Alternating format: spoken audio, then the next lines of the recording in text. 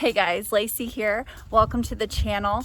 Right now, I'm actually just trying to find a place out of the wind. It's tolerable, but in order to talk to you guys, there's gonna be a lot of wind noise. So I think I'm gonna just go into the shop. I got a comfy spot and there's just a lot of things going on in this shop right now. But anyway, 5 things I will grow always. Wait, what was it?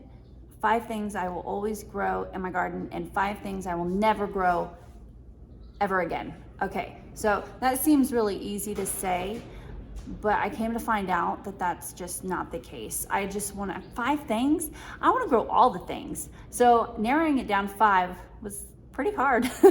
This video is part of a collaboration with Dani from Wicked Awesome Gardening, and she does gardening in raised beds. And so she does hacks, tips, tricks, whatever you want to call them. She does that, and I do raised beds, and I just love her content because she's just so fun to watch. But go check her out, and not only her, but there are other channels on this playlist linked below to go check out, because some of my musts might be their never agains. So let's just get into this. We are in zone 6. This is Texas, this is Oklahoma. Like, we're in like the armpit of Oklahoma, in that area. We are a family of 9, so we just grow a lot of a lot. I'm talking like when we grow a garden, it's like bulk commodities. And what really influenced all my choices were the predicament that we're in. Food shortages and prices that are rising. That really made me think of the staples, what's easy to grow in my area, what's gonna store well through the winter, and what my family is actually going to eat. Because believe it or not, I have picky eaters in my family, and I think everyone does.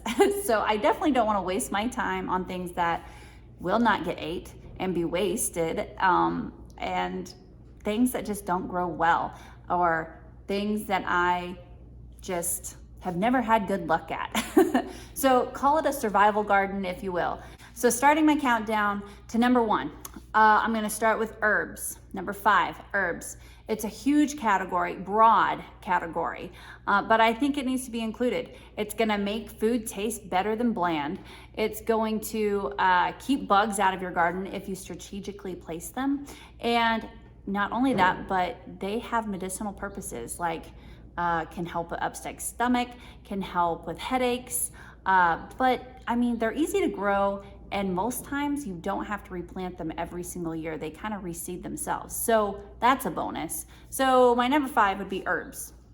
Number 4 is probably not going to be on everybody's survival garden or 5 must grow again, but in my area and in my garden with my family, squash. Both winter and summer squash. This is something that grows really well here. I can throw the seeds out there, don't even think about it, and it just grows. Not much thought goes into it, and we get a plethora of squash every single year, enough to even like give to others. So I think squash is just something that I would always have in my garden.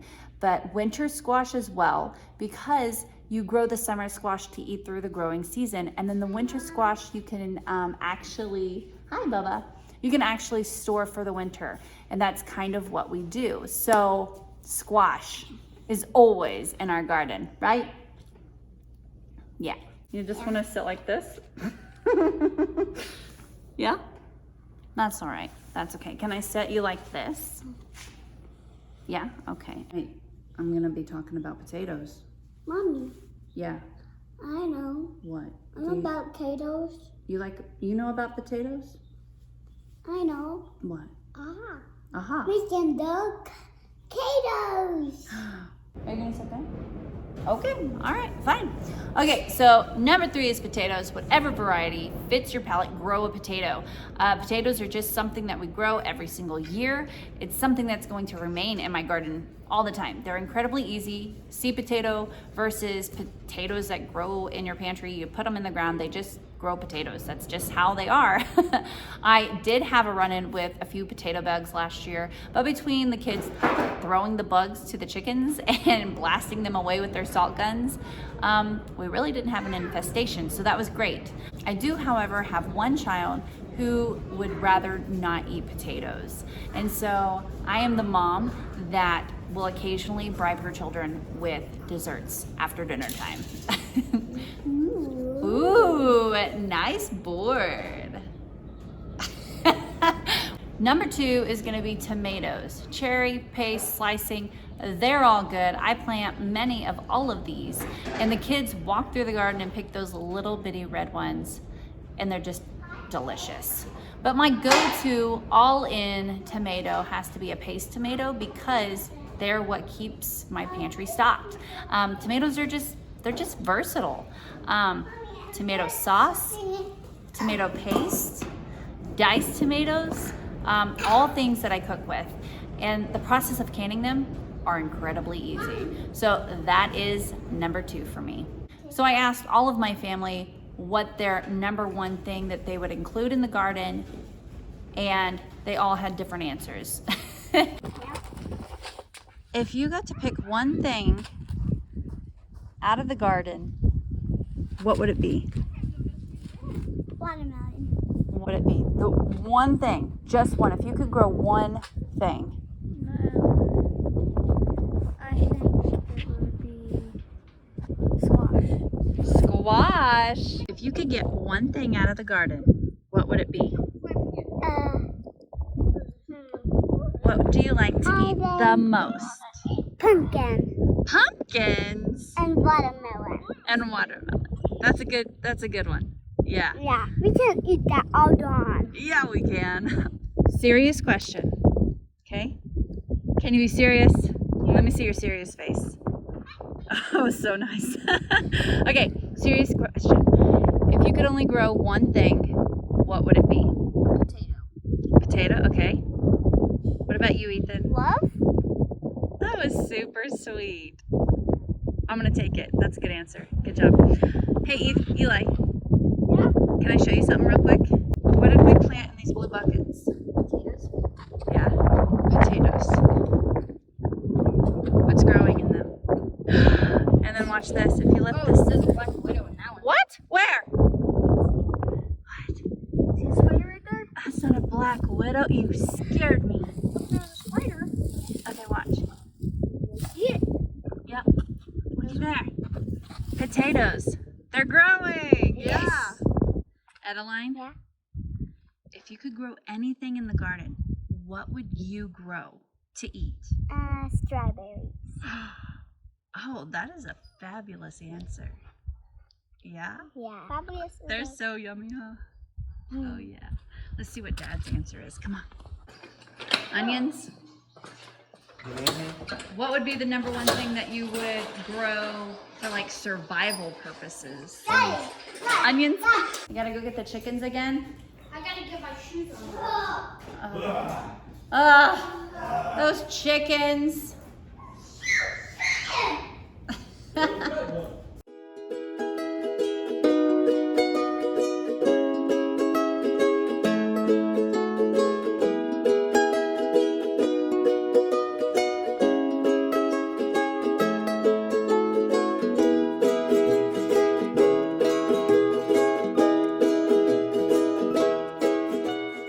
All right, so green beans has to be number 1. I did agree with Austin that onions, we should include that. So yes, onions are in my garden every single time, but it didn't make the top 5. I'm the main chef, and we eat a lot of green beans. My whole family loves them. Every once in a while, there's an occasional Thursday where one person pipes up and says, hey, I don't like green beans. But majority of the time, they eat green beans. Easily, they eat green beans. And I'm talking like bulk style because we have many, many, many, many rows. We want to grow as much as we can to store up for the winter, as well as eat through the growing season. So we're gonna grow a lot of green beans. Another reason why I picked green beans as number 1 is because they can grow in terrible sandy soil. The first time that we lived here and I had a garden, I put tomatoes, squash, peppers, everything in this garden, and nothing produced. Everything kind of just died off, except for my green beans. They produced, and they produced well, in like no nutrients in the soil whatsoever, and they grew well. So I am even going to put that in my garden every single year because they didn't need any soil amending. Even better, they actually put nitrogen back into the soil. So beans every time. Now for the 5 never again list. I'm a bit stubborn, so if something doesn't grow, I will automatically grow it the next year because I like a challenge. But some things, if I'm talking about a survival garden, I'm not gonna even waste my time with. So I'm gonna start off with number 1 is corn, and this is not even in any order at all. But number 1, corn. I will not grow it in a survival garden because it's really hard to grow. In our area, it grows really great. Even a mile down the road, really great, and huge, massive cornfields. I want a cornfield. I totally want to, so I'm going to try it, of course. But perhaps I'll just trade tomatoes or green beans for a bushel of corn because I have many failed attempts with corn that I just don't like to admit to. So number 2 is cucumbers because they are extremely tricky. I try to grow them every single year. I put them all over my 3 acres and I have yet to get more than 3 cucumbers on each vine before they just totally burn up and die. That is just the truth of it. I have high hopes every single time I plant them and I just do not get great results. So in a survival situation, I will not be planting cucumbers at all. And if you know how to grow cucumbers, please send me your tips because I kind of just want to keep growing them. But I'm going to include it in the never agains, okay? But I might just always grow them. Number 3 is spinach. I grow spinach every single year and I never get a harvest from it because it just gets rapidly hot here. It just doesn't grow well in Oklahoma in the armpit. So I won't be growing spinach in a survival garden, mainly because it's April and we've already had 90-degree days here. Today was like 85, I think. So I'm always hopeful, but I mean, they always bolt before I even get a harvest. Something that I will never grow ever again, I've grown it once, tried, is eggplant. We've tried it and maybe I just wasn't the greatest chef at cooking eggplant, but we just really didn't have a taste for it. So that's just plain simple. I'm not gonna grow something my family won't eat. So my last one is actually really hard to come up with, but I'm gonna just throw out their grains. Like wheat grows really great in our pasture because it just comes up sporadically. But I'm not gonna waste my time with it because I can maybe barter something with it in a survival situation. So I'm just gonna say grains because I didn't wanna give up anything else. So that completes my list of 5 things I will grow again and 5 things I will never grow again in a survival situation because we're not quite there yet, but it's in the back of my mind. So I want to thank Dani for including us in this collaboration because it made me think with a different perspective. Because I would focus on production of the things that I can already grow well rather than things that I have had a terrible time growing. But anyway, it is dinner time, grill is on, and so I better get going. Thanks guys for watching, and be sure to watch everybody else's channel in the playlist down below, and we'll catch you in the next one. Bye guys.